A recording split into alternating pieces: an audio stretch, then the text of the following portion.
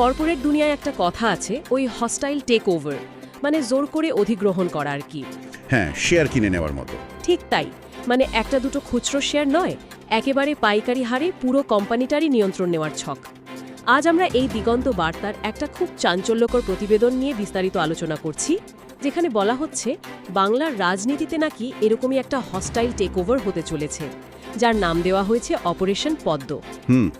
রাজনীতিক মহলে কিন্তু এই খবরটা এখন বেশ চর্চায় আছে। মানে মূল ব্যাপারটা হলো তৃণমূল কংগ্রেসের বেশ কয়েকজন সাংসদ নাকি একসঙ্গে দলবদল করতে পারেন। তো আজ আমরা এই দাবির পেছনের যে আইনি অঙ্কটা আছে সেটা বোঝার চেষ্টা করব। একদম। আর এই প্রতিবেদনের সবচেয়ে চমকপ্রদ দিকটা হলো ওই সংখ্যাটা, মানে এক বা দুজন নয়, একেবারে 18 থেকে 20 জন সাংসদ নাকি একসঙ্গে দল ছাড়বেন। আমি যতদূর জানি এর পেছনে ওই অ্যান্টি ডিফেকশন ল বা দলত্যাগ বিরোধী আইনের কোনো একটা ব্যাপার আছে, তাই না? হ্যাঁ, ঠিক ধরেছেন। আসলে বর্তমানে লোকসভায় তৃণমূলের 29 জন সাংসদ রয়েছেন। তো এখন এই দলত্যাগ বিরোধী আইন অনুযায়ী সাংসদ পদ বাঁচাতে হলে দলের অন্তত 2/3 একসঙ্গে দল ছাড়তে হবে। আচ্ছা, 29-এর 2/3 মানেই তো ওই 20 জনের কাছাকাছি, তাই তো? একদম নিখুঁত হিসাব। মানে একা কেউ দল ছাড়লেই তো তার সাংসদ পদ সাথে সাথে খারিজ হয়ে যাবে। তাই ওই আইনি খাড়া থেকে বাঁচতে এই 2/3 ম্যাজিক ফিগারটা ছোঁয়া বাধ্যতামূলক। ও আচ্ছা। আর প্রতিবেদনের দাবি হলো প্রায় ডজনখানেক সাংসদ নাকি ইতিমধ্যেই প্রস্তুত, আর বাকি ওই ধরুন 5-6 জনের সঙ্গে ভেতরে ভেতরে খুব জোর আলোচনা চলছে। তার মানে খুচরো দল বদলের বদলে একেবারে পাইকারি হারে দল ভাঙানোর পরিকল্পনা। কিন্তু আমার প্রশ্ন হলো, এত সাংসদ হঠাৎ একসঙ্গে ক্ষুব্ধ হলেন কেন? ওই আইপ্যাকের ভূমিকার কথা শোনা যাচ্ছে মাঝে মাঝে। হ্যাঁ, আইপ্যাকের একটা বড় ভূমিকা আছে এখানে। কিন্তু একটা নির্বাচনী কৌশল নির্ধারক সংস্থার ওপর পুরনো নেতাদের এত রাগের কারণ কি হতে পারে? কারণটা হলো মূলত কাজের ধরনের সংঘাত। মানে আইপ্যাক তো কর্পোরেট স্টাইলে কাজ করে, ওই ডেটা, সার্ভে আর পারফরমেন্স মেট্রিক্স দিয়ে। হ্যাঁ, সেটা তো বটে। কিন্তু অন্যদিকে তৃণমূলের অনেক পুরনো নেতা তো দশকের পর দশক ধরে নিজেদের ব্যক্তিগত প্রভাব আর জনসংযোগ কাজে লাগিয়ে রাজনীতি করেছেন। তো যখন কোনো কর্পোরেট সংস্থা এসে তাদের কাজের পদ্ধতি বদলাতে চায় বা ধরুন টিকিট বন্টনের নাক গলায়, তখন একটা ইগোর লড়াই তৈরি হয়। ঠিক তাই। এই ইগোর লড়াই বা অসন্তোষটাই এখন দলের শীর্ষ নেতৃত্বের জন্য একটা বড় চ্যালেঞ্জ হয়ে দাঁড়িয়েছে। আচ্ছা, মানলাম ভেতরে ক্ষোভ আছে, কিন্তু আমি একটু অন্য দিক থেকে ব্যাপারটা বুঝতে চাইছি। মানে বিরোধী দলকে দুর্বল করা তো একটা লক্ষ্য হতেই পারে, কিন্তু এত কাঠখড় পুড়িয়ে একসঙ্গে 20 জনকে ভাঙানোর পেছনে কি শুধু এটাই একমাত্র কারণ? না না, একদমই না।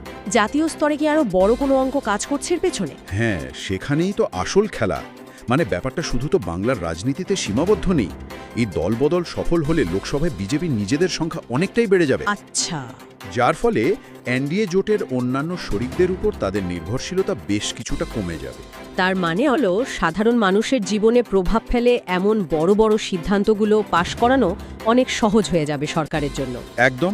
যেমন ধরুন ওই মহিলাদের 33% সংরক্ষণ বিলের মতো বিষয়গুলো, যেগুলো পাশ করাতে গেলে অনেক সময় শরিকদের চাপে আপোষ করতে হয়, সেগুলো তখন প্রায় বিনা বাধায় পাশ হয়ে যাবে। হ্যাঁ, ঠিক বলেছেন। সংসদীয় অঙ্কে শরিকদের চাপ কমে যাওয়া মানে সরকারের নীতি নির্ধারণে অনেকটা স্বাধীনতা পাওয়া। কিন্তু বাস্তবে কি একসঙ্গে এতজনের দলবদল করাটা সম্ভব? মানে কাগজে কলমে তো অঙ্কটা খুব সোজা মনে হচ্ছে, কিন্তু এর কি কোনো পূর্ব নজির আছে আদৌ? হ্যাঁ, আছে তো। একে এখন রাজনৈতিক মহলে পাঞ্জাব মডেল বলা হচ্ছে। পাঞ্জাব মডেল? সেটা কি রকম? মানে সম্প্রতি পাঞ্জাবে আম আদমি পার্টির ক্ষেত্রে ঠিক এই কৌশলটাই দেখা গেছে। সেখানে বেশ কয়েকজন সাংসদ আলাদা আলাদাভাবে ইস্তফা না দিয়ে একেবারে জোটবদ্ধ হয়ে দল ছাড়েন। ও, তার মানে ওই 2/3 আইনি ফাঁকটা কাজে লাগিয়ে? হ্যাঁ, ওই ফাঁকটা কাজে লাগিয়ে তারা নিজেদের একটা আলাদা গোষ্ঠী হিসেবে দাবি করেন, অথবা অন্য দলে মিশে যান, যাতে হুইপ বা দলের কোনো নির্দেশিকা তাদের ওপর কার্যকর না হতে পারে। আচ্ছা, বুঝতে পেরেছি। আর শোনা যাচ্ছে ওই একই মডেলে নাকি এবার বাংলায় ছক কষা হচ্ছে, আর আগামী বর্ষাকালীন অধিবেশনেই নাকি এর চূড়ান্ত রূপটা দেখা যেতে পারে। আচ্ছা, এই প্রসঙ্গে আমাদের শ্রোতাদের একটা কথা খুব স্পষ্টভাবে বলে রাখা ভালো। আমরা কিন্তু এখানে কোনো রাজনৈতিক দলের পক্ষ নিচ্ছি না, বা দিগন্ত বার্তার কোনো মতাদর্শকেও সমর্থন করছি না। একদমই তাই। আমাদের আজকের আলোচনার একমাত্র উদ্দেশ্য হলো এই সূত্র থেকে পাওয়া তথ্যগুলোকে একেবারে নিরপেক্ষভাবে বিশ্লেষণ করা। তবে যাই হোক, পুরো বিষয়টা কিন্তু সত্যিই বেশ চাঞ্চল্যকর। হ্যাঁ, আর আলোচনা শেষ করার আগে একটা বিষয় কিন্তু বেশ ভেবে দেখার মতো। কিরকম? মানে ধরুন যে দলত্যাগ বিরোধী আইনটা তৈরি হয়েছিল মূলত নেতাদের ব্যক্তি স্বার্থে ঘন ঘন দলবদল বা হর্স ট্রেডিং আটকানোর জন্য। আজ কি সেই আইনের ফাঁকফোকরই ছোটখাটো দলবদলের বদলে পুরো একটা রাজনৈতিক দলকে ভেতর থেকে ভেঙে ফেলার একটা বৈধ ব্লুপ্রিন্ট তৈরি করে দিচ্ছে না? মানে আইনের উদ্দেশ্যটাই তাহলে হ্যাঁ, আইনটা কি তাহলে নিজের উদ্দেশ্যেই ব্যর্থ হলো? এটাই এখন শ্রোতাদের জন্য সবচেয়ে বড় প্রশ্ন।